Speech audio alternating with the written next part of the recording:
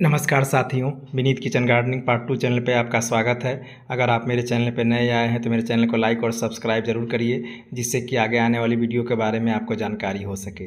साथ ही bell icon का button दबाना ना भूलिए, जब मेरे द्वारा नई वीडियो अपलोड हो तो आपके मोबाइल पर नोटिफिकेशन जा सके। उस नोटिफिकेशन के माध्यम से आप अपने पौधे का अधिक से अधिक लाभ उठा सकें। साथियों, आइए आज मैं आपको दिखाने जा रहा हूँ कि कद्दू के बीज को किस प्रकार से जर्मिनेट करते हैं। कद्दू के बीज को यदि आप जर्मिनेट करने का तरीका जान जाएंगे तो आपका कद्दू का जो बीज है काफ़ी जल्दी जर्मिनेट होगा और काफ़ी आसानी से जर्मिनेट होगा। इस कद्दू के बीज को जर्मिनेट करने के लिए देखिए, सबसे पहले आप प्लास्टिक का कोई डिब्बा ले लेंगे। प्लास्टिक का ऐसा डिब्बा लेंगे जो कि एयर टाइट हो सके और उसमें आपको रख करके और इस बीज को जर्मिनेट करना है। इसके लिए बाज़ार से आप टिश्यू पेपर लेते आएंगे। देखिए, मेरे द्वारा टिश्यू पेपर लिया गया है। यह टिश्यू पेपर बाज़ार से खरीद के लाया गया है। 20 से 25 रुपये में बाज़ार में आसानी से मिल जाता है। यह टिश्यू पेपर काफ़ी अच्छी प्रकार से नमी को धारण करता है, इसीलिए टिश्यू पेपर का उपयोग करके और मेरे द्वारा देखिए बीज को जर्मिनेट करके आपको दिखाया जा रहा है। देखिए, मेरे द्वारा 2 टिश्यू पेपर लिया गया है। दोनों टिश्यू पेपर को अच्छी प्रकार से उसमें मोड़ करके रख दिया जा रहा है। उस डिब्बे में रखने के बाद से और जब बीज है, इस बीज को जर्मिनेट किया जाएगा। देखिए, मेरे द्वारा लगभग 4 बीज दिया गया है, मगर 2 ही बीज को आपको जर्मिनेट करके अभी दिखाया जाएगा। देखिए, 2 बीज मैं उसमें डाल देता हूँ और डालने के बाद से उसे देखिए अच्छी प्रकार से हम मोड़ लेंगे। चारों ओर से इस प्रकार से मोड़ेंगे कि जो बीज है अच्छी प्रकार से उस टिश्यू पेपर से ढक जाए। आप प्लास्टिक का चौकोर डब्बा भी ले सकते हैं जो कि अच्छी प्रकार से एयर टाइट हो सके। देखिए, अब उसके बाद से मोड़ने के बाद से मेरे द्वारा अब उसमें स्प्रे पंप से पानी दिया जा रहा है। आप भी इसमें स्प्रे पंप के द्वारा ही पानी देंगे। इसे मग की सहायता से पानी नहीं देंगे, नहीं तो पानी इसमें काफ़ी अधिक हो जाएगा। इसमें पानी इतनी मात्रा में देंगे कि टिश्यू पेपर में अच्छी प्रकार से नमी हो जाए, और जब टिश्यू पेपर में नमी हो जाएगी तो कुछ दिनों के बाद से बीज धीरे धीरे आपका जर्मिनेट हो जाएगा। इसके बाद से देखिए, इसके ढक्कन को हम एयर टाइट कर देते हैं। इसके ढक्कन को एयर टाइट करने के बाद से 7 दिनों के लिए किसी छाया वाले स्थान पर इसे हम रख देंगे। इसके बाद से आइए साथियों, चलिए अब मैं आपको दिखाता हूँ कि दूसरे तरीके से किस प्रकार से बीज को जर्मिनेट करते हैं। इसके लिए हम देखिए प्लास्टिक का गिलास ले लेते हैं और उस गिलास में नीचे देखिए कैंची की सहायता से हम काट लेते हैं। काटने के बाद से वहाँ होल का हो जाएगा। उस होल के माध्यम से उसमें पानी गिरेगा। यदि पानी नहीं गिरेगा तो आपका बीज सड़ सकता है। इसके लिए देखिए, मेरे द्वारा वर्मी कंपोस्ट और कोकोपीट का जो मिक्सर बनाया गया है उसी मिक्सर का उपयोग किया जाता है। चूँकि गर्मी का दिन है, आप जानते हैं कि कोकोपीट काफ़ी अच्छी प्रकार से नमी को धारण किए रहता है। गर्मी के दिनों में जब आपकी मिट्टी में नमी रहेगी तभी बीज जल्दी जर्मिनेट होगा। देखिए, मेरे द्वारा कोकोपीट और जो वर्मी कंपोस्ट है उसके मिक्सर को गिलास में गिराया जा रहा है। यह 3/4 भाग हम इसके गिलास में भरेंगे, उससे अधिक हम नहीं भरेंगे। गिलास में इसे भरने के बाद से आप देख रहे हैं कि नीचे से काफ़ी अच्छी प्रकार से होल हुआ है, जिसके माध्यम से देख रहे हैं हल्का फुल्का आपका कोकोपीट या वर्मी कंपोस्ट गिर रहा है। आइए साथियों, अब उसके बाद समय बीज को कैसे लगाना है उसे मैं आपको दिखा रहा हूँ। बीज का जो नुकीला भाग होगा उसे हम नीचे की तरफ रखेंगे और नीचे की तरफ रखने के बाद से उसे मिट्टी में नीचे हल्का सा दबा देंगे। हल्का सा दबाने के बाद से यह बीज अच्छी प्रकार से देखिए नीचे चला जाएगा। उसके बाद से इस गिलास में हम स्प्रे पंप की सहायता से अच्छी प्रकार से पानी दे देंगे। पानी हम इस प्रकार से देंगे कि नमी नीचे तक आ जाए। जब नमी नीचे तक आ जाएगी तो उसके बाद से यह बीज धीरे धीरे कुछ दिनों के बाद से जर्मिनेट होने लगेगा। देखिए, मेरे द्वारा पूरा नीचे से आपको दिखाया जा रहा है कि नीचे से किस प्रकार से देखिए पानी गिर रहा है। उसके बाद से इस गिलास को ले जा करके किसी छाया वाली स्थान पर आप रख दीजिए जब तक इसका बीज जर्मिनेट नहीं हो जाता है। साथियों, अगले तरीके के रूप में आप सीडिंग ट्रे का भी उपयोग कर सकते हैं। मेरे द्वारा फरवरी के महीने में सीडिंग ट्रे का ही उपयोग करके और बीज को जर्मिनेट किया गया था। इसके लिए आप वर्मी कंपोस्ट और कोकोपीट का मिक्सर बना के सीलिंग ट्रे में डाल देंगे और उसी में बीज अच्छी प्रकार से डाल देंगे। आइए साथियों, देखिए, मेरे द्वारा 3 दिन पहले जो बीज को इस डिब्बे में रखा गया था वह बीज अब धीरे धीरे अच्छी प्रकार से फूल चुका होगा और फूलने के बाद से अब इसे हम ले जा कर के अपने ग्रो बैग में लगाएंगे, क्योंकि 3 दिन और यदि हम इसे छोड़ते तो इसमें अच्छी प्रकार से आप देखते कि जर्मिनेट हो गया होता।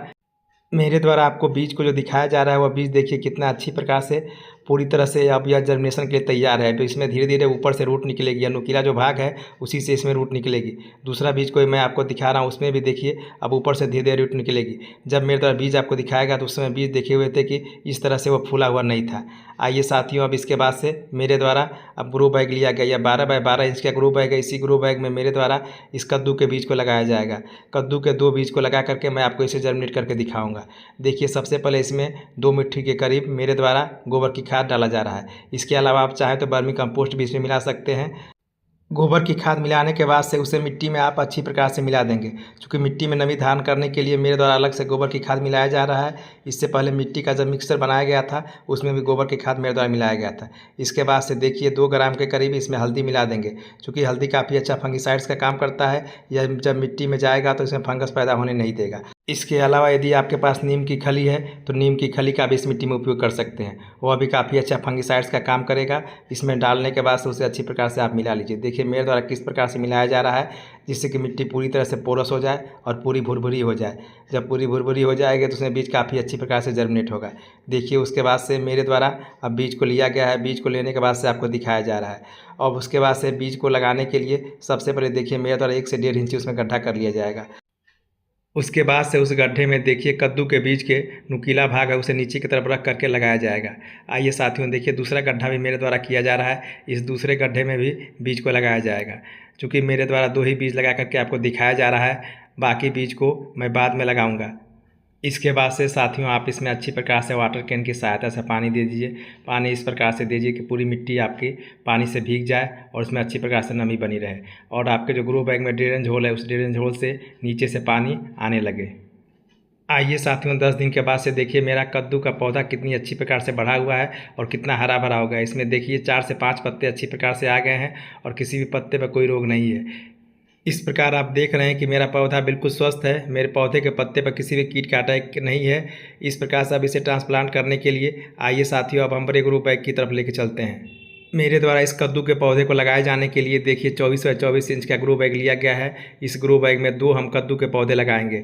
इसके लिए देखिए 4 मुट्ठी के करीब हम गोबर की खाद इसमें मिला देते हैं। इससे पहले देखिए 50% गोबर की खाद और 50% मिट्टी को मिला करके मेरे द्वारा इसका मिक्सर बनाया गया था और मिक्सर बनाने के बाद से 24 बाई 24 इंच के ग्रो बैग में उस मिट्टी को डाल दिया गया था। उसके बाद से आइए ऊपर से भी मैं गोबर को डाल के और अच्छी प्रकार से उसे मिट्टी मिला देता हूँ। इस प्रकार से आप मिला देंगे तो आपकी मिट्टी काफ़ी पोरस हो जाएगी और जो ऊपर का भाग जब गोबर युक्त हो जाएगा तो इसका जो जड़ होगा काफ़ी तेज़ी से विकास करेगा। इसके बाद से इसकी मिट्टी में फंगिसाइड्स के रूप में मेरे द्वारा हल्दी का उपयोग किया जा रहा है, क्योंकि हल्दी आप जानते हैं काफ़ी अच्छा फंगिसाइड्स का काम करता है। इसके अलावा आप चाहें तो नीम की खली का भी उपयोग कर सकते हैं। ग्रो बैग की मिट्टी को बनाते समय मेरे द्वारा किसी फंगिसाइड्स का उपयोग नहीं किया गया था, इसीलिए देखिए मेरे द्वारा हल्दी का उपयोग किया जा रहा है। इस प्रकार से आप भी नीम की खली का उपयोग कर सकते हैं और उसका उपयोग करके और अच्छी प्रकार से उसे मिट्टी में मिला दीजिए। और मिट्टी में मिलाने के बाद से आप मिट्टी को बराबर कर दीजिए। जब मिट्टी को बराबर कर देंगे तो उसमें पानी की मात्रा काफ़ी अच्छी प्रकार से रहेगी और आपका पौधा भी काफ़ी अच्छी प्रकार से जर्मिनेट होगा। इसके अलावा इसमें यदि घास फूस या कोई भी वैसी चीज़ हो जो अवांछित तत्व है उसे आप निकाल के फेंक दीजिए। इसके बाद से देखिए मेरे द्वारा गड्ढा किया जा रहा है, आप भी अपने पौधे के हिसाब से गड्ढा कर लीजिए और उसी प्रकार से आप पौधे को निकाल। देखिए 2 गड्ढा किया जा रहा है, दोनों गड्ढे में मैं इस पौधे को ट्रांसप्लांट करूंगा। क्योंकि कद्दू का पौधा काफ़ी बड़ा हो गया है, ट्रांसप्लांट नहीं करेंगे तो उसका विकास धीरे धीरे रुक जाएगा। आइए साथियों देखिए अब मैं कद्दू के पौधे के पास आपको ले चलता हूँ। देखिए कद्दू के पौधे को निकालने के लिए बगल से देखिए कट मारना पड़ता है और जब कट मार देंगे नीचे तक तो उसको जगह बन जाएगी। जब मिट्टी में नीचे जगह बन जाएगी तो आपका कद्दू का जो पौधा है वो काफ़ी अच्छी प्रकार से नीचे से मिट्टी और जड़ के सहित ऊपर आएगा। देखिए मिट्टी और जड़ के सहित ऊपर आ गया है। अब उसे ले जा कर के हम मिट्टी में लगा देते हैं। आप मिट्टी में काफ़ी सावधानी से उसे लगाएंगे जिससे कि उसकी जड़ न टूटे या जड़ उसकी न खराब हो। उसके बाद ऊपर से देखिए मिट्टी से आप उसे ढक दीजिए। देखिए मेरे द्वारा मिट्टी से उसे ढक दिया जा रहा है।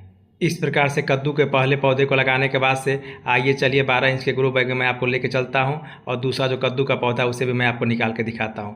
इसे भी देखिए बगल से मेरे द्वारा कट मारा जा रहा है। कट मारने के बाद से नीचे तक अच्छी प्रकार से वह गड्ढा हो जाएगा। उसके बाद से देखिए नीचे से निकाला जाएगा। नीचे से निकालने के बाद से उसे देखिए ले जा करके और मैं अपने 24 बाई 24 इंच के ग्रो बैग में अच्छी प्रकार से लगा देता हूं। और लगाने के बाद से उसे देखिए मिट्टी से अच्छी प्रकार से आप ढक देंगे। जब मिट्टी से आप ढक देंगे तो 1 से 2 दिन के बाद से आप पाएंगे कि आपका पौधा धीरे धीरे विकास करने लगा है। आप चाहें तो सीडलिंग ट्रे में भी बीज को जर्मिनेट कर सकते हैं, मगर मेरे द्वारा गर्मी का मौसम है इसीलिए सीडलिंग ट्रे में बीज को जर्मिनेट नहीं किया जा रहा है।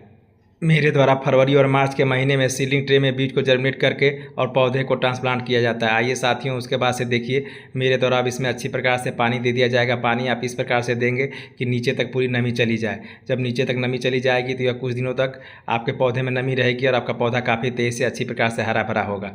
उसके बाद से 15 दिन के बाद से इसमें हम फर्टिलाइज़र का उपयोग करेंगे। जब फर्टिलाइज़र का उपयोग करेंगे तो आपका पौधा काफ़ी तेज़ी से बढ़ने लगेगा। अब 24 बाई 24 इंच के ग्रो बैग में पौधा को लगाने के बाद से इस पर कीटनाशक का स्प्रे करेंगे, क्योंकि अब इस पर कीट का अटैक होगा और कीट का अटैक होगा जो आपके पत्ते को ख़राब कर देगा। इस प्रकार से मेरे द्वारा वीडियो में बताई गई जानकारी से आप कद्दू के पौधे को अच्छी प्रकार से जर्मिनेट कर सकते हैं। मेरे द्वारा वीडियो में बताई गई जानकारी यदि आपको अच्छी लगे तो इसे अपने दोस्तों में शेयर ज़रूर करिए, जिससे कि अधिक से अधिक लोगों को लाभ हो सके। वीडियो देखने के लिए आप सभी साथियों को बहुत बहुत धन्यवाद।